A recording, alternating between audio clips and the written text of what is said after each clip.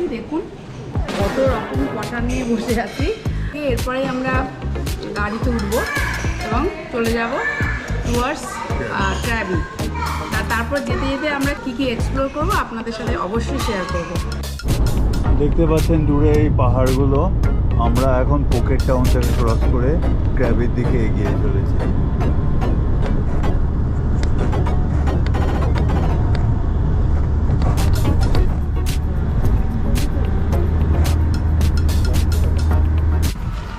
হ্যাঁ, আমরা এসে পৌঁছেছি এখন টাইগার কেভ টেম্পেলে। এই যে টেম্পেল, চলুন এর ভেতরে ঢুকে দেখা যাক কি আছে না আছে। হ্যাঁ, দেখতে পাচ্ছেন এই যে পাশের সিঁড়িতে উঠে গেছে। এখান থেকে 1260খানা স্টেপ উঠে একটা কেভ আছে।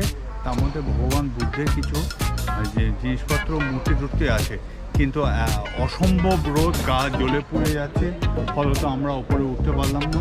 আমরা এখন গাড়িতে ফেলে যাচ্ছি পরের ডেস্টিনেশনের জন্য।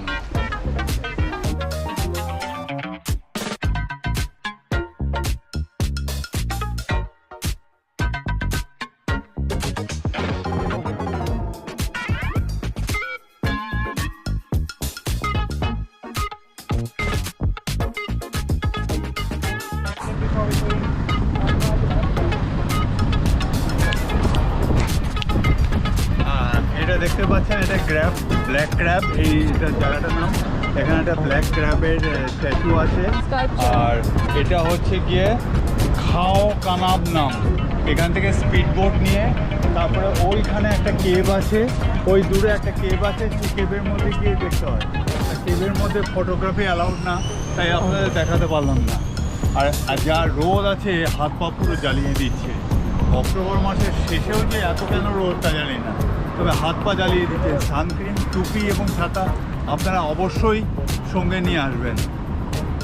আমরা এসে পৌঁছেছি এখন ক্র্যাবি সিশেল ফসিলে। ফোন এগুলো এখানে আছে, ডিসপ্লে করা আছে বিক্রির জন্য।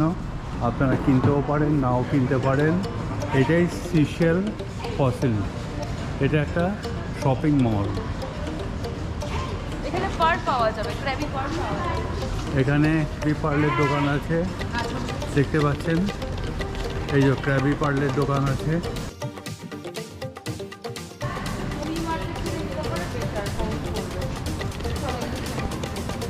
আমরা এসেছি সিশেল অ্যাকোয়ারিয়ামে। এখানে 70 মিলিয়ন বছর আগেকার সিশেল পাওয়া যায়। চলুন দেখি ভেতরে গিয়ে দেখা যাক কি সেল আছে, আসুন।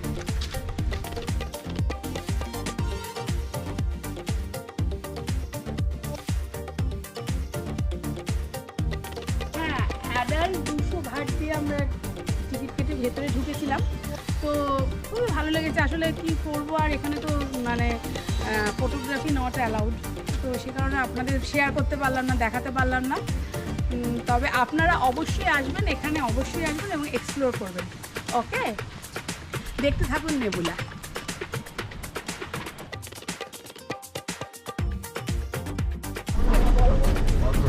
আমরা এখন এসে গেছি আওনাং প্যারাডাইস রিসর্টে। এটা ক্র্যাবিতে আওনাং প্যারাডাইস রিসর্ট। কেমন? এবার চলুন আমরা হোটেলে যাই, চেক ইন করি।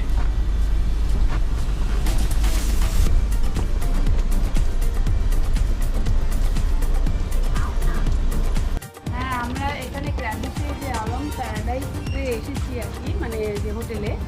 তো এটার একটা আমরা অন্য ধরনের ভিউ। এক হচ্ছে কি এখানে কটেজ টাইপ, দেখুন ছোটো ছোটো।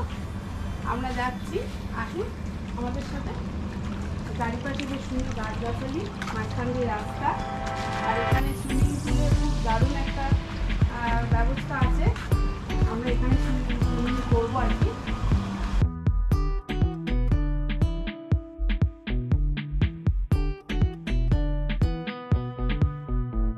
মানে আমি আমার হাজবেন্ড এটাতে থাকবো, কটেজ টাইপ। এটা A4 হচ্ছে গিয়ে কটেজ, আর আমাদের মেয়েদেরটা হচ্ছে পেছনেরটা হচ্ছে A5। এটাতে আমি আর আমার ওয়াইফ থাকবো, তাই এটা A4 কটেজ।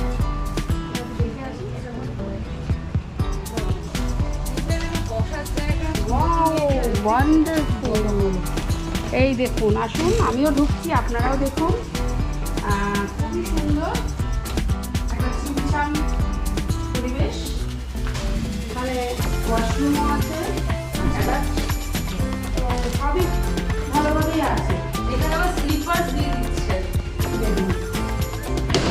এরা যে গিজার টিজার বা যে এসিগুলো প্রোভাইড করে এটা একদম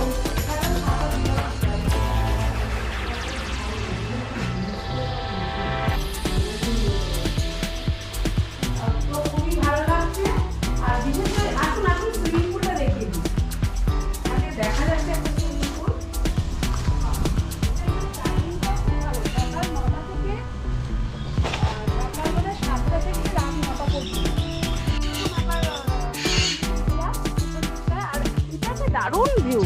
এই যে এখানে নিচ থেকে ওপরে একটা ল্যান্ডস্কেপ দেখতে পাচ্ছেন, থেকে একটা মাউন্টেন আর কি, খুবই সুন্দর। এখানে আমার মনে হচ্ছে এখানে বাচ্চাদের জন্য একটু কম ডিপ আর কি, এটা বড়দের জন্য ভালো যারা সুন্দর তারা এখানে সুইম করতে পারবে।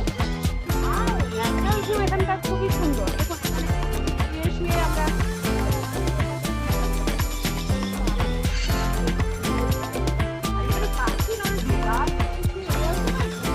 বিভিন্ন পাখি কিন্তু আমার মনে হচ্ছে যে ম্যাকাওটা একটু বয়স্ক আর কি।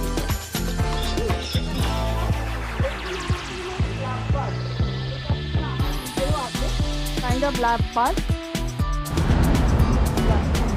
হ্যাঁ, আমরা এই যে ট্র্যাভিতে এসে গেছি, তো আপনাদের আগেই জানিয়েছি। এখানে এবার সন্ধ্যেবেলা আমরা একটু ঘুরে পেয়েছি, পাখি দেখছি একটা বম্বে প্যালেস বলে একটা রেস্টুরেন্ট আছে কামবার। এখানে তো সব রকমই দেখতে পাচ্ছেন, ইন্ডিয়ান, থাই, সি ফুড, পিৎজা, পাস্তা সব রকমই আছে। তো চলুন আমরা বোধহয় ইন্ডিয়ান খাবারই খাবো, দেখি কি খাবার, কিরকম ধরনের কোয়ালিটি চলুন আসুন দেখি। এটা বোম্বে প্যালেস আছে রেস্টুরেন্ট, এখানে সব ধরনের খাবার পাওয়া যায়। চলুন।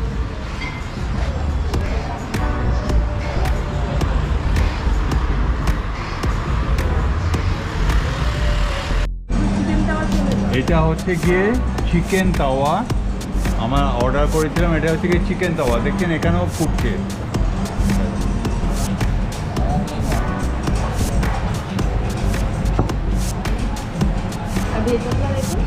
ওইটা আরও খাবার চলে যাচ্ছে সুন্দর।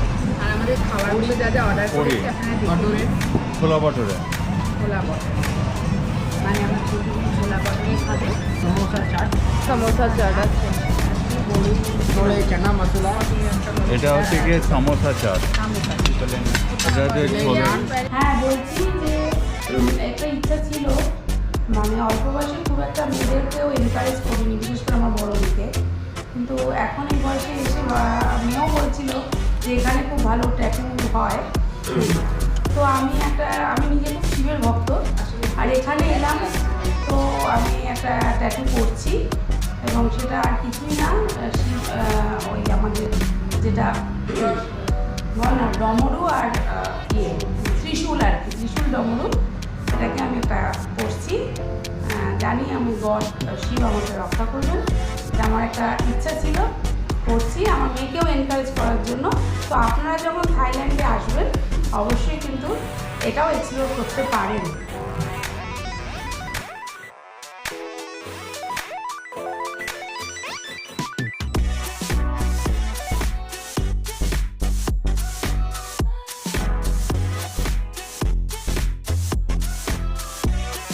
আমরা এখানে NG9 এবং আমরা প্রত্যেকেই ট্যাটু করলাম, লাইফে ফার্স্ট টাইম আমরা ট্যাটু করলাম। খুব ভালো লাগছে, নতুন রকম ফিলিং। আর এখানে যথেষ্ট রিজনেবল প্রাইসে এবং খুব ভালো ব্যবহার।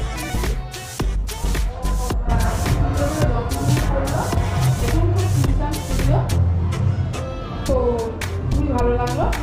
আপনারাও যখনই আসবেন অবশ্যই আমি বলবো যে ট্যাটু করে নেবেন, জীবনে যদি ইচ্ছা থাকে। হ্যাঁ, এটা কিন্তু ক্র্যাবি থেকে একটুখানি আপনারা করে নিতেই পারেন যদি মনে ইচ্ছা থাকে, কিন্তু কোনো সময় হয়ে উঠছে না বা ভিতরে একটা ভয়, আমার মনে হয় ভয়কে আপনারা জয় করতেই পারেন। ওকে, দেখতে থাকুন নেবুলা।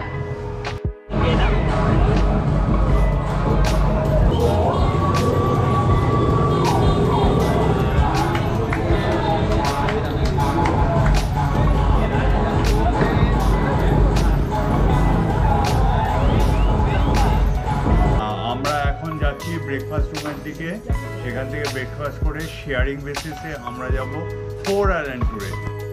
হ্যাঁ, আমরা ব্রেকফাস্ট টেবিলে চলে এসেছি। তো আমাদের ব্রেকফাস্ট টেবিলে দেখুন এখন আপাতত ফ্রুট আছে, জুস আছে। এরপর আমরা চয়েস যা নিয়েছি সেই অনুযায়ী আমাদের ব্রেকফাস্ট দেবে।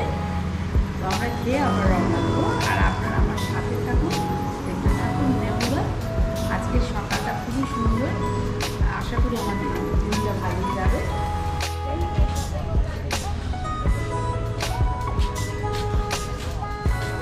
আওনাং সি বিচের সামনে আমরা দাঁড়িয়ে আছি।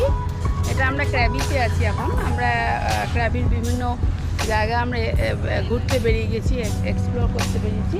তো একটা জিনিস দেখুন যে আজকের ওয়েদারের সাথে কিন্তু একটা অদ্ভুত, যেহেতু ক্লাউডি ওয়েদার সেই জন্য সি এর কালারটা দেখুন একেবারে ঘোলাটে, যেন বে অফ বেঙ্গল।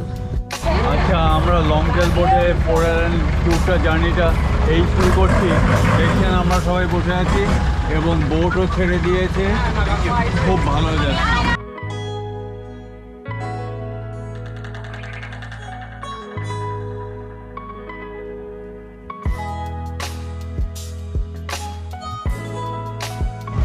আমরা 4 আইল্যান্ডের প্রথম বিচ অর্থাৎ ফ্রানাং বিচে এসে পৌঁছে গেছি। দেখছেন আমার বড় মেয়ে আসছে, ওখানে আমাদের বোট আছে।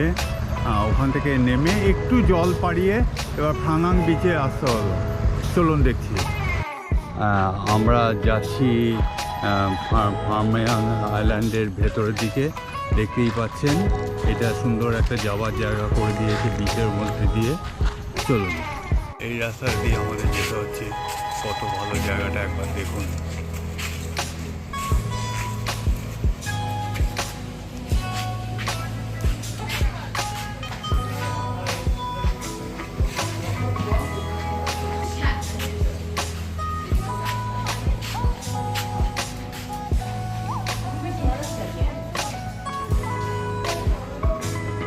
হ্যাঁ, আমরা এখন এসেছি থাপ আইল্যান্ডে। এটা 4 আইল্যান্ডের সেকেন্ড আইল্যান্ড। এরপর আমরা 3rd আইল্যান্ডে যাবো, তারপরে 4th আইল্যান্ডে যাব। সেখানেই আমাদের লাঞ্চ আছে। এই খাব আইল্যান্ডের কিন্তু একটা অদ্ভুত বৈশিষ্ট্য আছে। এই দেখুন, এটা কিন্তু দুটো মানে বিচের মাঝখানে একটা মানে দুটো সি এর মাঝখানে একটা বিচ আছে, ঠিক আছে? এটা হতে পারে এবং এটাই হওয়া স্বাভাবিক যে হাই টাইডের সময় এইটা বোধহয় ডুবে যায়, মানে তখন এক হয়ে যায় আর কি সমুদ্রটা। হ্যাঁ, আমরা খুব লাকিলি আর কি লো টাইডের সময় এসেছি, ফলত আমরা এটা করতে পারছি, এনজয় করতে পারছি আর কি। দেখছেন এখানকার সমুদ্রের জলটা এত স্বচ্ছ যে নিচে বেডটা পর্যন্ত দেখা যায়। তো দেখাই,